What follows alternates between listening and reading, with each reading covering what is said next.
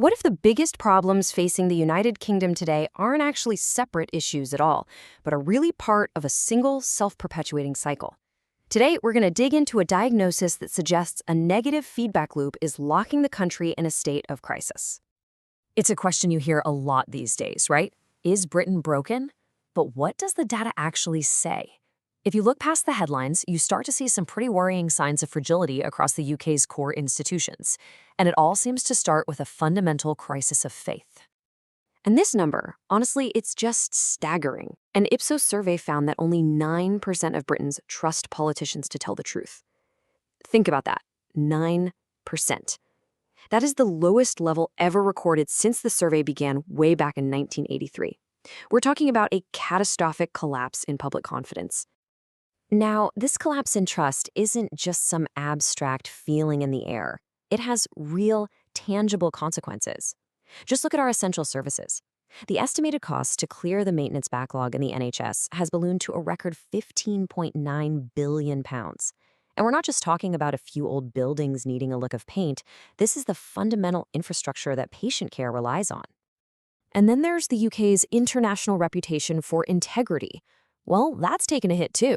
According to Transparency International, the UK score on the Corruption Perceptions Index has dropped to 71. That's its lowest ever score, and it's the biggest drop of any country in Western Europe over the last 5 years. So the question is, how are these three things, trust, decay, and integrity, all connected? Well, it seems to all start with the erosion of trust. And this isn't just a vague feeling of dissatisfaction people have. No, it's a direct response to some very specific events that have created this really strong perception that the rules just don't apply to everyone.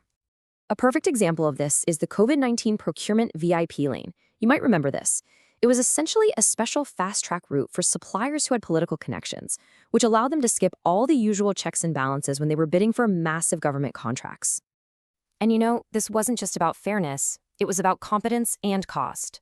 As Daniel Bruce from Transparency International UK puts it, this special treatment led directly to higher costs for taxpayers and £1 billion worth of PPE that was completely unfit for use.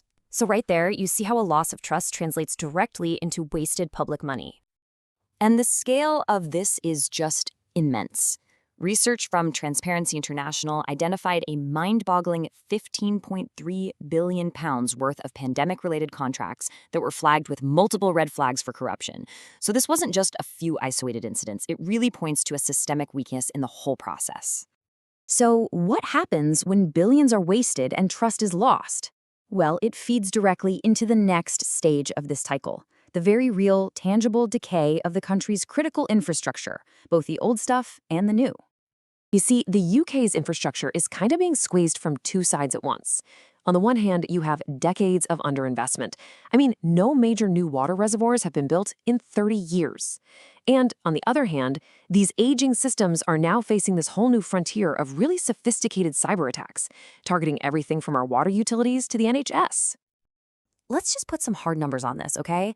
The high-risk maintenance backlog in the NHS alone is £3.5 billion. Building basic rail infrastructure here costs twice the global average. And as we said, 0 new major reservoirs in 3 decades. To top it all off, you've got the nearly £15 billion annual cost of cyber attacks. The state is literally fighting fires on 2 fronts, decay from the past and attacks in the present. So when you have billions wasted and billions more needed for repairs and cyber defense, you have to ask, where does all the money come from? And this leads us to the third part of the cycle, a really severe fiscal squeeze on ordinary people. The story that was presented to the public was that tax rises were needed to fill a £22 billion black hole in the finances. But the actual strategy was a little different. It was to create a £22 billion buffer to protect against future economic shocks. So it was less about immediate repair and more about creating a kind of financial shield for the future. And the main tool used for this is something called fiscal drag. You'll often hear it called a stealth tax, and for good reason. By freezing personal tax thresholds, the government doesn't have to announce a big, unpopular tax rate increase. Instead, as inflation naturally pushes wages up, millions of people are just silently pulled into paying higher rates of tax. And the effect of this is absolutely dramatic. The Office for Budget Responsibility projects that because of this freeze, the proportion of taxpayers paying the higher or additional rate will jump from 15% just a few years ago to nearly 1 in 4, that's 24%, by 2030. This is a massive structural shift in who carries the tax burden. Okay, so here's the crucial point, the thing that ties this all together. These are not separate crises. They are all stages in a self-reinforcing vicious cycle where the failure in one area directly causes and then worsens the problem in the next. Let's just trace it one more time. It starts with a collapse of trust, which is driven by perceptions of cronyism and unfairness.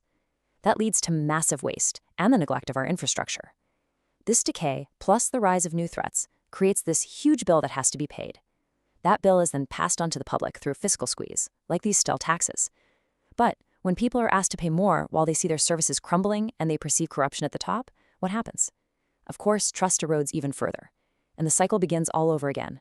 Only this time, it's stronger than before. And this brings us to the final, critical question. This analysis suggests that just patching one part of the system, just raising taxes or funding a single project, it's not going to be enough. If the diagnosis of a self-perpetuating cycle is correct, what kind of fundamental change would it actually take to break it for good?